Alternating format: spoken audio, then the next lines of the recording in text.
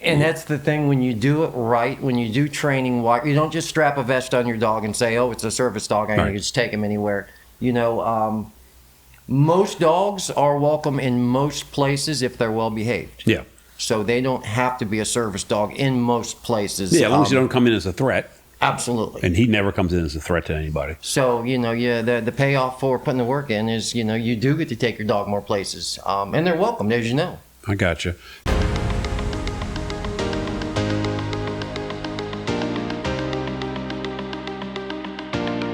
Welcome back, everybody, to the Bob Carr Show. In the studio today, I got Mr. Jim. Mr. Jim, welcome back. Bob, pleasure to be here, brother. Thank you for having me again.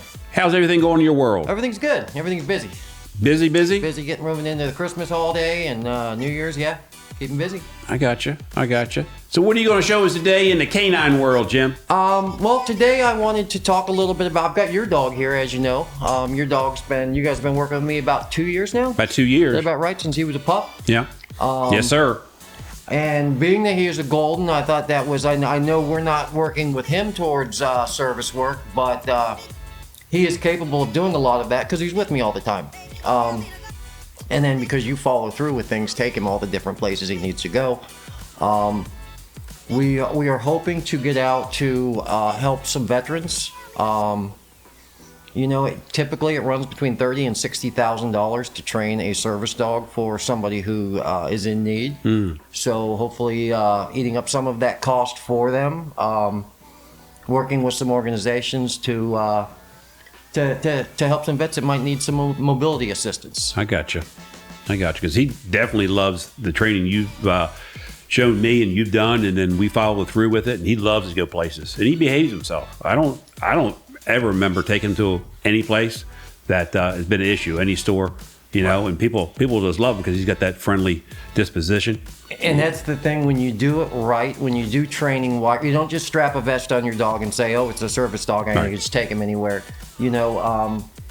Most dogs are welcome in most places if they're well behaved. Yeah. So they don't have to be a service dog in most places. Yeah, as long as you don't come in as a threat. Absolutely. And he never comes in as a threat to anybody. So, the payoff for putting the work in is, you do get to take your dog more places. And they're welcome, as you know. I got you. So explain to us a little more about the training for vets. That's something you always wanted to do? It is, and I've had the opportunity to work with a few. But, we... unfortunately, a lot of these guys and girls get back from overseas, and whether it's struggling with mental illness or PTSD, or if they've been injured over there and need assistance from a dog.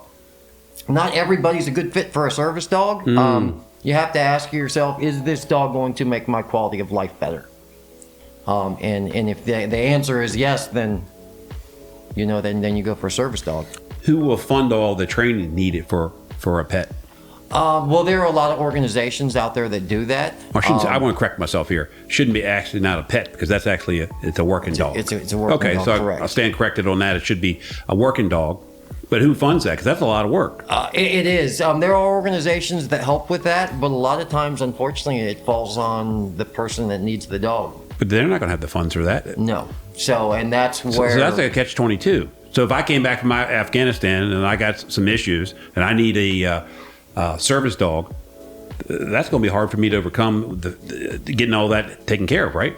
So I got 101 things going on when I come back, right? Absolutely. So then how do guys and gals get that covered? Well, that's what we're trying to figure out, and that's why we're trying to do what we can do, which is providing the training at little to no or no cost. Obviously, the cost of the dog and things like that. Hopefully, we can rely on organizations, because there are some organizations set out to help with that. Can you take a dog from the shelter and train?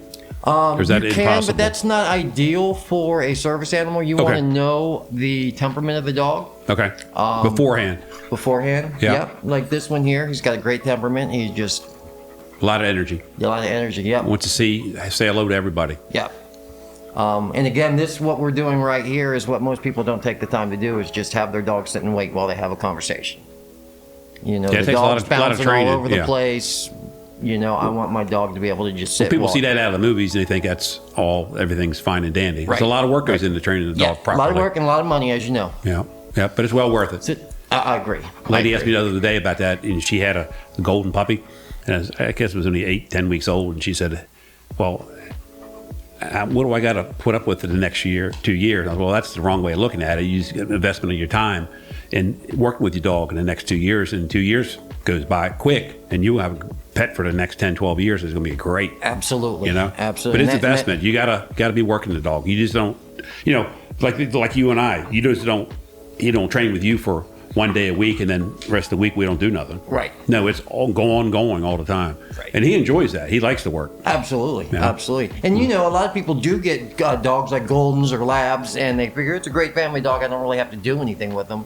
And the dog's a terror. The dog's a terror. Yeah.